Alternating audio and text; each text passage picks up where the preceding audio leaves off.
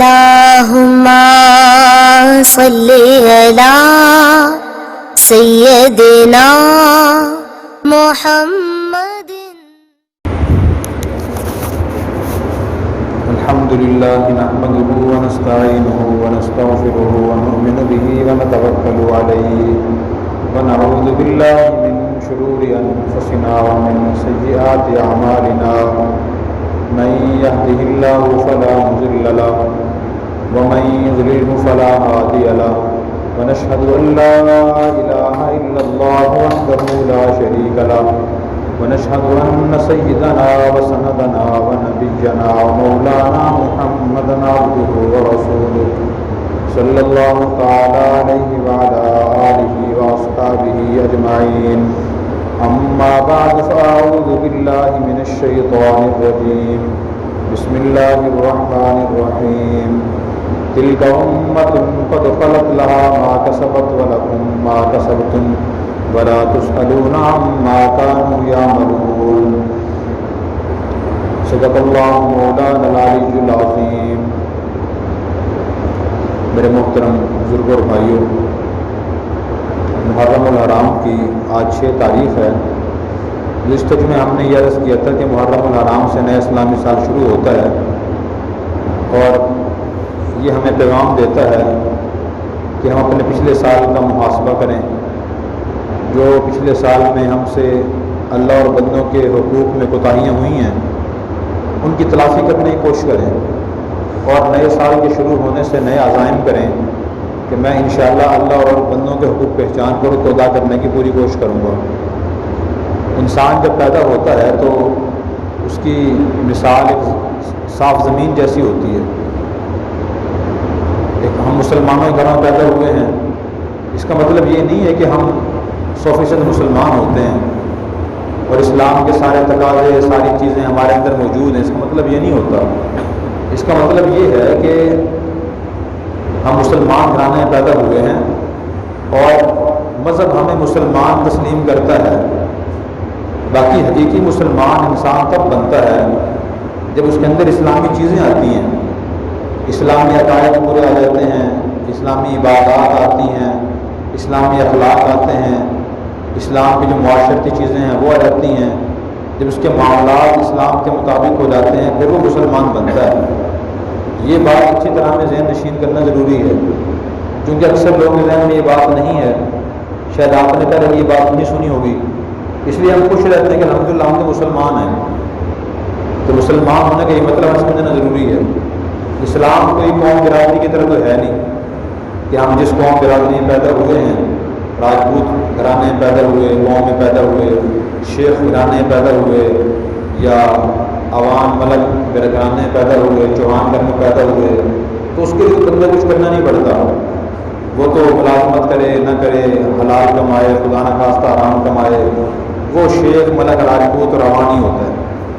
لیکن مسلمان بننے کے لیے اسلامی تعلیمات کو پڑھنا، ان کو سمجھنا، اپنی زندگی میں ان کو لانا ضروری ہوتا ہے.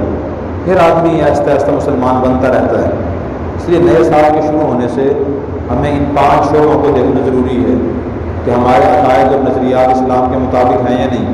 اگر ہم نے پڑھ لیے، موازنہ کر لیا کہ 5% 20% زندگی میں میرے عقائد اسلام والے آگے ہیں تو مسلمان واقعی عقائد کے لحاظ سے. اگر ہمیں عقائد کا علم ہی نہیں ہے پھر ہم کیسے عقائد کے لحاظ سے مسلمان ہیں. اسی طرح دوسرا شعبہ ہے تعلیمات کا عبادات ہے. عبادات کو ہم دیکھیں کہ جو عبادتیں اسلام نے بتائی ہیں، ان کی تفصیلات بتائی ہیں، ان کا طریقہ حضور نے بتایا ہے، تو کیا وہ چیزیں ہمارے علم میں ہیں؟ ہمارا ان پر علم عمل ہے؟ اگر تو عمل ہے پھر تو اللہ کا شکر ادا کرنا چاہیے. اگر وہ عبادات ہم جانتے ہی نہیں، ان کا طریقہ ہی نہیں جانتے، پھر ہمیں وہ علم حاصل کرنا چاہیے اور زندگی میں لانا چاہیے. اسی طرح اسلام کے بنیادی اخلاق کون سے ہیں؟ تیسرا شعبہ یہ ہے، اس کو ہم دیکھیں اخلاق کون سے ہیں، ہماری زندگی میں وہ آئے یا نہیں آئے. اگر آ گئے ہیں پھر تو اللہ کا شکر ادا کرنا چاہیے. اگر ہم نے اخلاق پڑھی ہی نہیں، سنی سنائی باتیں ہیں ہمارے علم میں، نئی پاک کی حدیث قرآن ہم نے نہیں پڑھا، اس میں اخلاق نہیں پڑھے، پھر ہم اخلاق کے لحاظ سے مسلمان نہیں ہیں. اخلاق ایک لمبی لسٹ ہے، بد اخلاقیوں کی بھی اور اخلاق کی بھی، اچھے اخلاق کی بھی۔ اچھا اخلاق صبر، شکر، قناعت، توکل، استغنا، علم ہے۔ اب ہر ایک ڈیفینیشن مفہوم ہے اسلام نے بیان کیا ہے، بد اخلاقیوں کا مفہوم بیان کیا ہے، اس میں بے صبری ہے، ناشکری ہے، بخل ہے، بددیانتی ہے، چغلی ہے، غیبت ہے۔ اب اسلام نے چغلی کسے کہا ہے، غیبت کسے کہا ہے؟ اگر آدمی کو معلوم ہوگا پھر بچنے کی کوشش کرے گا اس سے، اگر اسے معلوم ہی نہیں کہ غیبت کیا ہے تو وہ غلط فہمی میں مبتلا ہوگا، میں جو کہہ رہا ہوں حق کہہ رہا ہوں، سچ کہہ رہا ہوں، میں تو کہوں گا۔ موجودہ صورتحال ہماری ایسی ہی ہے۔ اسی طرح جو چوتھا شعبہ ہے وہ معاملات کا ہے۔ ہم جو لین دین کرتے ہیں، وہ چیز خریدتے ہیں، فروخت کرتے ہیں، کرائے پہ لیتے ہیں، کرائے پہ دیتے ہیں، اب یہ معاملات کا وسیع شعبہ ہے، اس کا تعلق عبادت سے جڑا ہوا ہے۔ اگر معاملات شریعت کے مطابق نہیں ہیں تو انسان کی دعا اور مسلمان کی عبادت بھی قبول نہیں ہوتی۔ طویل فہرست ہے اس معاملات کی بھی، اس کے بارے میں نئی پاک کی ہزاروں احادیث ہیں۔ پانچواں شعبہ معاشرت کا ہے کہ ہم جو زندگی گزار رہے ہیں، ہمارے رہن سہن کے طریقے ہیں، صبح و شام لوگوں سے ملتے ہیں، بات چیت کرتے ہیں، تو ہمارا رویہ کیسا ہونا چاہیے، کس انداز سے ہم بات کر سکتے ہیں، کس انداز سے بات نہیں کر سکتے، یہ معاشرت ہے۔ بیوی کے حقوق کیا ہیں، شوہر کے حقوق کیا ہیں، اولاد کے، پڑوسیوں کے حقوق کون کون سے ہیں، رشتہ داروں کے حقوق کون کون سے ہیں، وہ ہم ادا کر رہے ہیں یا نہیں کر رہے، یہ معاشرت ہے۔ تو میں نے آپ کو صرف تھوڑا سا ایک آئینہ دکھایا ہے، یہ اسلام کی تعلیمات ہیں، یہ خلاصہ ہے ان کا۔ تو جو شخص ان پر عمل کرنے کی کوشش کرتا ہے جان کر، وہ مسلمان ہوتا ہے، اور جو تھوڑی بہت نماز تسبیح تلاوت کر لیتا ہے، باقی تعلیمات کا پتہ نہیں ہے، تو آپ خود دیکھیں کہ وہ مسلمان صحیح معنی میں ہے یا نہیں۔ نئے سال کے شروع ہونے سے ہمیں اس کی کوشش کرنی چاہیے کہ دین اسلام کے ان 5 بنیادی شعبے ہیں، ان کی تعلیمات ہم حاصل کریں اور خود کو ایسا بنانے کی کوشش کریں۔ زمین کی میں نے مثال عرض کی تھی، اللہ نے زمین پیدا کی ہے، تو زمین پیدا جو پڑی ہے ہمارے سامنے کھلی زمین، وہ رہائش کے کاشت کے قابل نہیں ہوتی، اس پر ہم محنت کرتے ہیں، اس کو ہموار کرتے ہیں، غلط جڑی بوٹیاں ختم کرتے ہیں، پھر اس کے بعد اس کی ایسا تعمیر ہوتی ہے، بڑی محنت ہونے کے بعد ایک مکان تیار ہوتا ہے، پھر وہ زمین رہائش کے قابل ہوتی ہے۔ یہی مثال انسان کی ہے کہ انسان پہ جب بہت زیادہ دینی لحاظ سے محنت ہوتی ہے تو پھر انسان صحیح معنی میں انسان اور مسلمان بنتا ہے، اس کے بغیر نہیں بنتا۔ محرم الحرام کے جو پہلے 10 دن ہیں ان کے بارے میں تھوڑی گفتگو کر لیتے ہیں کہ یہ 10 دن کے بارے میں اللہ رسول کی تعلیمات کیا ہیں ہمارے لیے۔ ایک تو وہ اللہ رسول کی تعلیمات ہیں، وہ ہر مسلمان کو جاننا ضروری ہے تاکہ ہم پر عمل کر سکیں۔ وہ صرف 2 چیزیں ہیں بس جو قرآن سنت سے معلوم ہوتی ہیں۔ ایک تو یہ معلوم ہوتی ہے کہ نبی کریم صلی اللہ علیہ وسلم نے 10 محرم کے روزے کے بارے میں ارشاد فرمایا اور تاکید فرمائی کہ مسلمان کوشش کرے اس کا روزہ رکھیں، اور روزہ رکھنے سے انشاءاللہ 1 سال گناہ معاف ہو جائیں گے 10 محرم کے دن روزہ رکھنے کے۔ ہمارے ہاں جو رمضان مبارک کے روزے فرض ہیں، اسلام کے شروع زمانے میں یہ فرض نہیں تھے، بعد میں فرض ہوئے۔ پہلے محرم کا روزہ فرض تھا، کہ جب رمضان مبارک کے روزے فرض ہوئے تو یہ محرم کا روزہ فرض نہ رہا، لیکن نبی کریم صلی اللہ علیہ وسلم اور صحابہ کرام رکھتے رہے، اور مدینہ پہنچنے کے بعد 10 محرم کا روزہ آپ نے شروع اس لیے کیا کہ آپ نے وہاں کے لوگوں کو دیکھا، مدینہ میں یہودی بڑی تعداد میں آباد تھے، تو آپ نے ان کو دیکھا کہ وہ 10 محرم کا روزہ رکھتے ہیں، تو آپ نے ان سے پوچھا کہ تم 10 محرم کے دن روزہ کیوں رکھتے ہو؟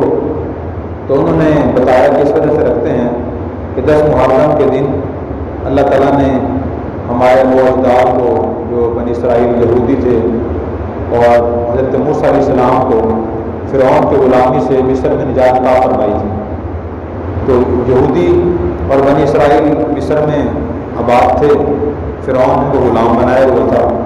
اللہ کے پیغمبر موسیٰ علیہ السلام تشریف لائے تو وہ کوشش کرتے رہے کہ اس طرح اپنی قوم کو کافر بادشاہ سے نجات دلائیں، تو موسیٰ علیہ السلام ساری زندگی یہ کوشش کرتے رہے، نجات دلائی، تو نجات مل گئی، تو موسیٰ علیہ السلام نے اور بنی اسرائیل نے اللہ کا شکر ادا کیا اور شکریہ روزے کی صورت میں ادا کیا۔ جو نبی کریم صلی اللہ علیہ وسلم نے یہ بات سنی تو آپ نے فرمایا کہ ہم موسیٰ علیہ السلام کی اتباع و پیروی کے تم سے زیادہ مستحق اور حقدار ہیں۔ پھر آپ نے روزہ شروع کر دیا اور آپ 10 محرم کو روزہ رکھتے رہے۔ اس میں ہمارے لیے 2 سبق ہیں۔ ایک سبق تو یہ ہے اللہ کی نعمتوں کو سوچیں، اللہ بیماری سے کسی پریشانی سے نجات عطا فرمائے تو عبادت کر کے اس کا شکریہ ادا کریں۔ ڈھول بجا کر باجے بجا کر شرلیاں چھوڑ کر خوشی کا اظہار کرنا یہ دین اسلام کا طریقہ نہیں ہے، یہ غیر مسلموں کا طریقہ ہے۔ اللہ کے اندر اسلام کا طریقہ یہ کہ وہ اللہ کی عبادت کرتے ہیں خوشی کے موقع پر۔ دوسرا سبق یہ ہے اگر کہ ہمیں اچھی چیز دوسری جگہ سے ملے اسے ہم لے لیں، اسے قبول کریں۔ نبی کریم صلی اللہ علیہ وسلم نے دیکھا کہ موسیٰ علیہ السلام نے اللہ کا شکر ادا کرنے کے لیے روزہ رکھا تھا تو آپ نے روزہ رکھنا شروع کر دیا۔ کچھ عرصہ آپ نے رکھا، پھر آپ کو وفات سے 1 سال پہلے معلوم ہوا کہ جی آپ کو ایک صحابی نے عرض کیا کہ یا رسول اللہ یہودی تو غیر مسلم ہیں، وہ روزہ رکھتے ہیں 10 محرم کو، ہم بھی روزہ رکھتے ہیں، اور آپ نے ارشاد فرمایا ہوا من تشبہ بقوم فہو منہم، کہ جو شخص جس قوم کی مشابہت اختیار کرے گا قیامت کے دن اس کا حشر انہی کے ساتھ ہوگا۔ تو ہم تو ان کی مشابہت اختیار کر رہے ہیں۔ تو آپ نے فرمایا کہ ہاں میرا خیال اس طرف نہیں گیا، تو آئندہ اگر میں زندہ رہا تو میں ایک روزہ اور رکھوں گا۔ تو اس لیے علماء اب تک یہ فرماتے رہے کہ 9 اور 10 محرم کا، کہ 10 اور 11 کا روزہ رکھیں تاکہ یہودیوں کی مشابہت سے بچ سکیں۔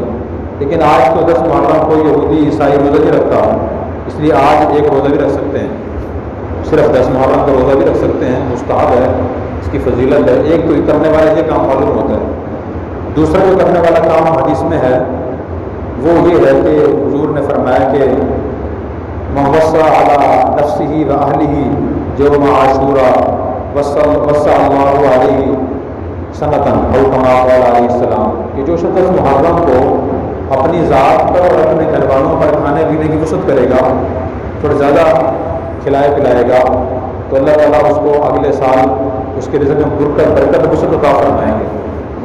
تو اس کی کوشش کرنی چاہیے کہ روٹین سے ذرا ہٹ کر انسان گھر میں اس دن گزارا چیز پکا لے، کوئی پھل زیادہ لے آئے، کھیر پکا لے، اسی طرح کوئی اور چیز بنا لے۔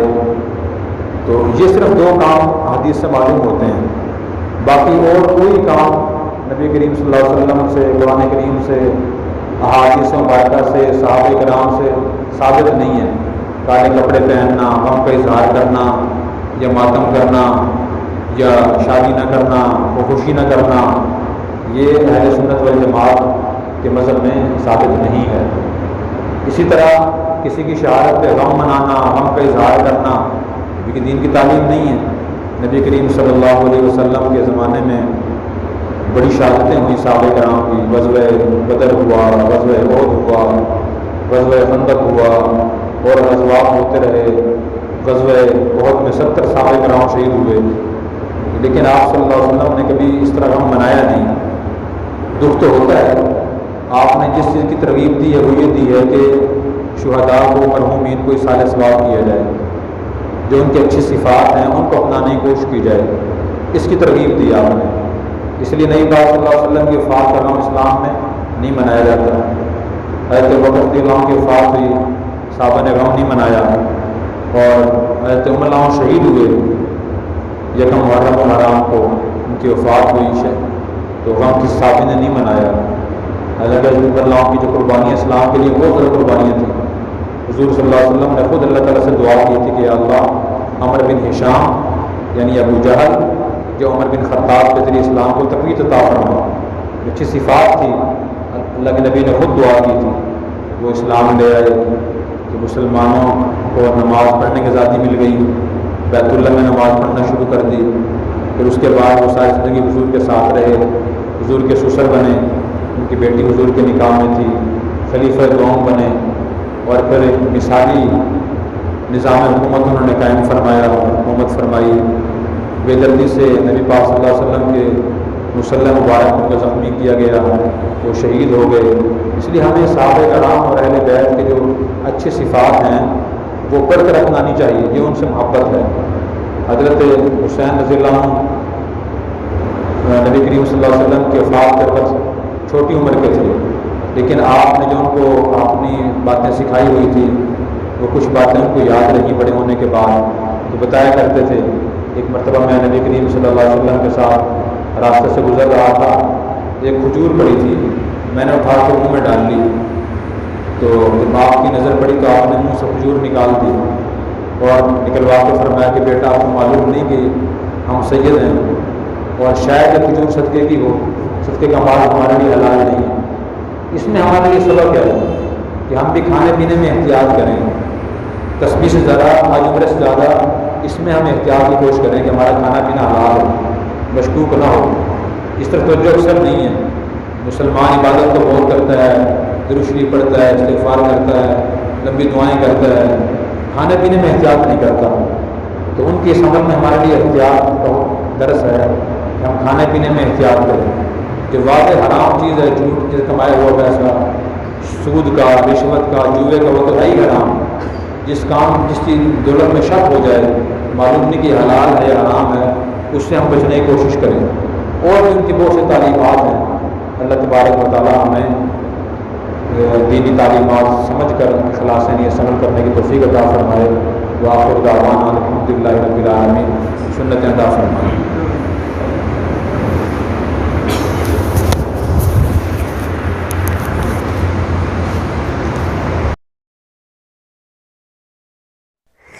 Subscribe now and press the bell icon. Never miss an update.